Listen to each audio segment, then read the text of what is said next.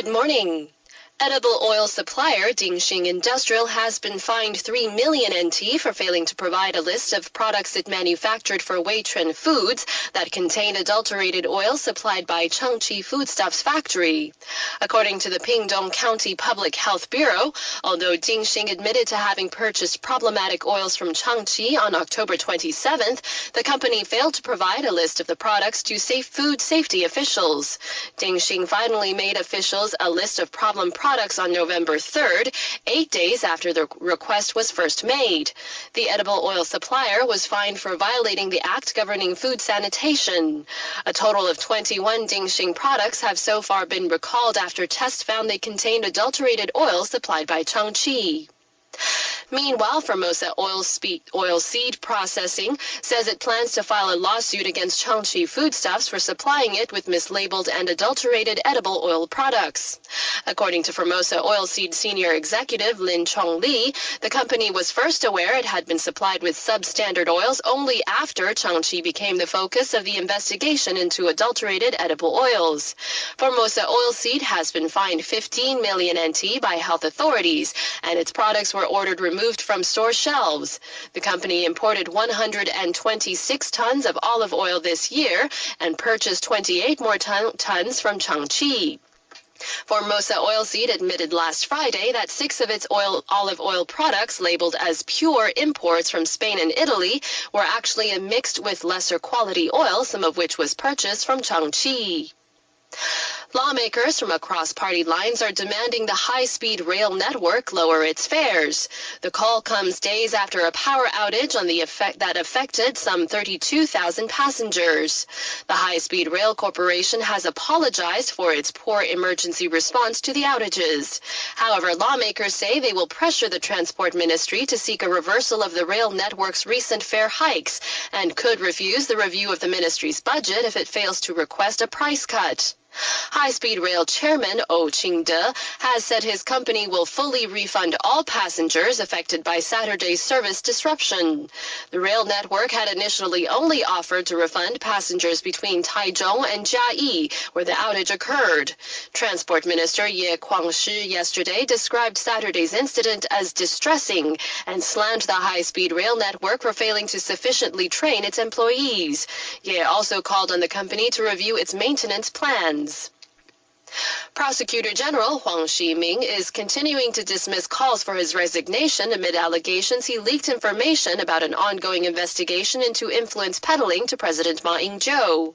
Speaking yesterday, Huang said he will only resign if he is convicted by the Taipei District Court of leaking the information.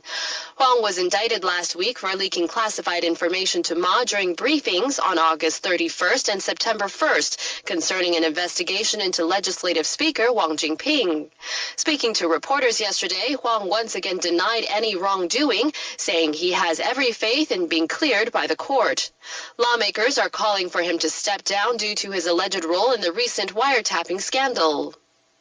The KMT yesterday ruled out the possibility of the party rescinding a decision to revoke the membership of Legislative Speaker Wang Jingping, saying that decision is up to the courts to decide. The official, who spoke on condition of anonymity, added the deadline for Wang to appeal his expulsion from the KMT has expired.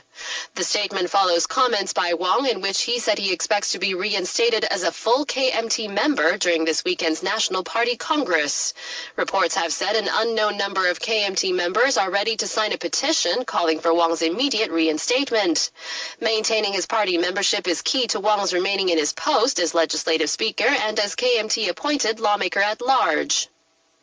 TPP Chairman Su Jin-chang will visit the Philippines later this week. According to the head of the party's International Affairs Department, Su will attend the 20th anniversary celebrations of the Council of Asian Liberals and Democrats in Manila from November 8th through 11th. Su will deliver an address about the importance of strengthening democratic alliances in the light of changes in political and economic security in the Asia-Pacific region. The DPP chairman will be accompanied by 10 lawmakers and the island's former representative to the Philippines, Wu Xingxing. The delegation will also meet with Taiwan business owners based in the Philippines. It will be Su's 5th overseas trip this year. Former Vice President Vincent Xiao touted the Ma administration's China policies at a cross-strait entrepreneur summit in the Chinese city of Nanjing yesterday. Speaking on the opening of the two-day event, Xiao says the summit is the result of the continuing strengthened relations between the two sides of the Taiwan Strait, especially in the areas of trade and economy. According to Xiao, both Taiwan and China face major challenges as they seek to improve and transform their model of economic cooperation, the most critical of which is the need for coordination between the sides regarding policies and economic strategies. He added that both sides must work to overcome obstacles to Taiwan's effort to sign economic agreements and join regional trade blocs, saying such an understanding is necessary to increasing mutual trust across the Taiwan Strait. Xiao is leading the delegation in his capacity as the honorary chairman of the Cross-Strait Common Market Foundation. Defense Minister Yan Ming yesterday confirmed that the first batch of AH-64E Apache attack helicopters purchased from the United States has been delivered. The 6 helicopters are the first of a total batch of 30 purchased from the U.S. under a $2 billion deal announced in 2008 by then U.S. President George W. Bush. Defense officials say Taiwan will be the first country apart from the U.S. to deploy this type of helicopter when they become operational in April 2014. According to defense officials, the second batch of Apache helicopters is scheduled to be delivered to Taiwan in late December, and the full order will be completed in 5 batches by the end of 2014. And now looking at the weather across Taiwan, according to the Central Weather Bureau, we can expect cloudy skies and occasional rain in the north with a high of 25 in Taipei, and cloudy skies in the center and south with a high of 28 in Taichung and a high of 29 in the Kaohsiung area. Current temperatures now, Taipei 21, Taichung 22, and Kaohsiung 25. In international news, Egypt's ousted president has gone on trial, facing the death penalty. More from AP Middle East correspondent Mark Levy. Mohamed Morsi took a defiant stand in his first appearance in public since his ouster in July. He told the court that he is the legitimate president of Egypt. He refused to recognize the authority of the court to try him. Then he and his 14 co-defendants, all leaders of Egypt's Muslim Brotherhood, started shouting and chanting until the court session was adjourned. Outside, several hundred Brotherhood backers demonstrated. A wave of violence is a distinct possibility. Morsi is charged with complicity in the deaths of protesters. That could carry the death penalty. I'm Mark Levy. U.S. Secretary of State John Kerry has told Saudi Arabia it's the senior player in the region on a visit aimed at healing tensions in the Middle East. Speaking on the second leg of his 10-day tour of the region, America's top diplomat says Saudi has taken on the main Arab leadership role from rest of Egypt. His comments follow a brief visit to Cairo on Sunday.